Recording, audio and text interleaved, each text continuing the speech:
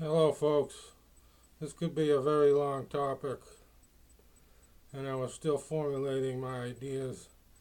Uh, why should I talk about music? Well, I was extremely good on the piano when I was young, but also I've seen a lot of, say, reggae personalities live, and I followed this my whole life for about 50 years. And that's going to start off that time period with the first fellow, um, Bobby Fuller, and he died next month. It'll be 50 years in Los Angeles. He was murdered. He did I Fought the Law. Now, I knew this song when I was little. I was too little or didn't know that he had died uh, or forgot. About a year ago, I read up on a lot of this. Uh, he was connected to the Sinatras, and the police destroyed evidence or threw it in a dumpster. Same difference. And of course, you know they do a very good job there. Uh, the Bobby Kennedy situation. Let me move this a little bit. And I might edit this or add to it later. I think this thing's going on right now. Uh, I was kind of disturbed trying to find out what had happened to him a year or two ago. And I'm spending too much time on one person. What happened 50 years after him was the Christian singer died, was murdered. In 2016, the government is going to have to prove to me they didn't have anything to do with something that happened. I'm suspicious.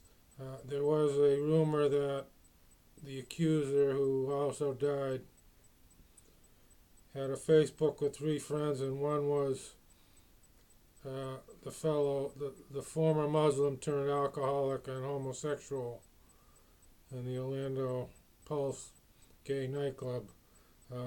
That he was one of the 3 friends of the killer of Christina Grimmie. That can't be verified. It's very hard to verify things now anyway. Things can be removed, added to, changed. But I'm bringing these 2 up because these two, this rock and Christian situation of music is a little different than the cultures. You might say black cultures and drug cultures of the Rastafarians and the rappers.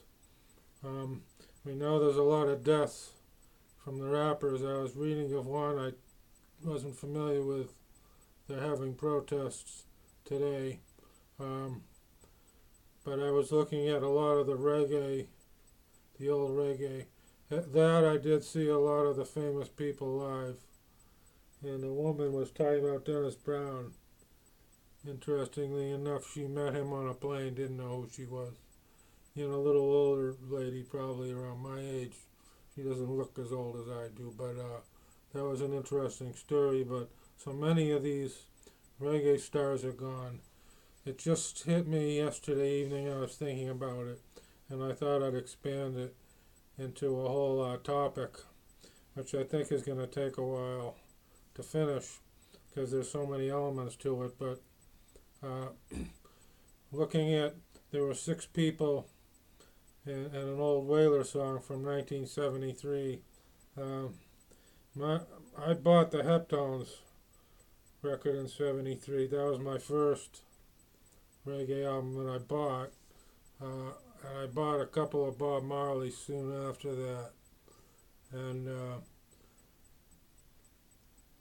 6 people you see live in the reggae, and I'm trying to remember everything. There's 3 singers up front, Bunny Wailer, and Bob Marley, and Peter Tosh. That's not his real name. I'm not even sure if I saw Peter Tosh. I may have, I don't. There were 10 or 12 of the top people I saw way back, like Dennis Brown and Gregory Isaacs, and Well, steel pulse is still around. Uh, Interesting that word pulse came up again. But out of the six, just Junior is dead. Uh, he was in the back. Just Bunny Wailer is still alive, I guess, out of the six. I couldn't immediately identify all six exactly. But when you read about these reggae stars that died, as I said, it occurred to me last night, it wasn't supposed to be this way. I don't think things were supposed to be this way, which gets into a whole philosophical discussion. But Bunny Wailer and also Kelso, Ms. Kelso, it says, are the only two remainers of that band, Bob Marley and the Wailers. But that's, well, Rita Marley is still alive, I think, but the I3 joined them later. They had the I3 and Rita Marley was one of those, but they performed with the Wailers. See, I'm starting to think about these different things and it's getting a little convoluted, but I was reading an article that they gave Bob Marley cancer, and I hadn't heard of this. He died 35 years ago now. The thing was, it makes me think, he said that, no, I don't use marijuana. I don't have any illegal drugs here. I know it's getting more decriminalized in different states like Colorado. But so I don't advance or condone it, but for medical use, Bob Marley did say it was good for cancer. I remember he said that when he was alive.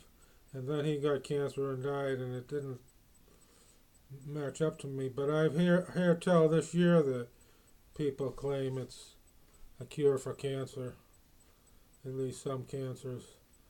The medical establishment doesn't want cures. They want to keep you sick and get your money, keep you going as long as possible.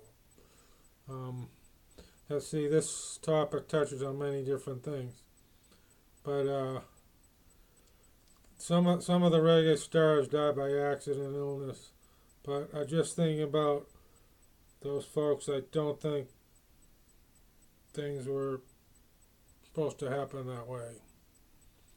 And it's understood, like the culture around rap music, it's a more violent, gun-wielding culture. You hear it all in their songs. But you don't necessarily hear that with some of the reggae stars, like Lucky Dubé was another one. He was from South Africa, who didn't live very long. But you can't just say it's the drugs and the particular culture, because I'm throwing in here people like Bobby Fuller and Christina Grimmie. Christina Grimmie wasn't a drug user, didn't associate with a violent culture. But under the umbrella of all this, we do have a violent culture, a violent government. Violent governments pushing for war, pushing the drugs themselves, pushing drugs. Drugs culture becomes very violent in itself. So this is the backdrop. And then these people become very political. I remember there was a video Bob Marley met with Edward Seaga and the opposition party and had them shake hands. See, people don't want their politics disturbed. Now, just yesterday, somebody, apparently, or the day before, someone was going to be a witness. They apparently murdered, and there's a connection with Hillary Clinton. So that's political, likely murder. So the politics comes in. They don't want people speaking and having a say. They can get killed, removed. Is this what happened with Bobby Fuller? I think it was more personal things. Um, Other people who have died, which kind of prompted this whole video. You know, some were older. Uh, uh, well, Prince wasn't very old. Did the drug culture have a role? Possibly.